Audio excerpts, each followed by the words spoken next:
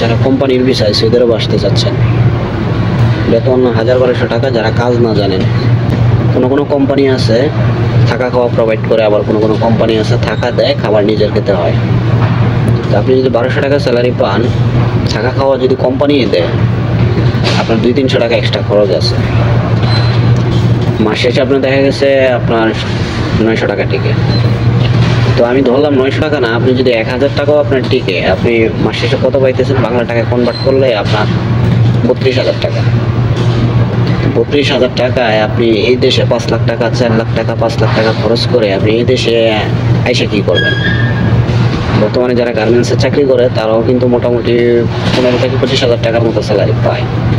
তাহলে আপনি 5 লাখ টাকা খরচ করে 30-35-32,000 টাকার জন্য আপনি এই দেশে আসবেন আপনার ফ্যামিলিকে রাইখা। ভাই আমি মনে করি এই দেশে না আসাই ভালো, কিন্তু কোম্পানির বিষয়। আর যারা ফ্রি বিষয়ে আসতে চান তাদের বিষয় আলাদা। তো আসার আগে অবশ্যই একটু চিন্তা ভাবনা করে আসবেন, দালালের খপ্পরে পড়েন না ভাই, দালালদের সাবধান। ভালো থাকবেন, দেখা হবে নতুন কোনো ভিডিওতে। সে পর্যন্ত ভালো থাকবেন, আল্লাহ হাফেজ।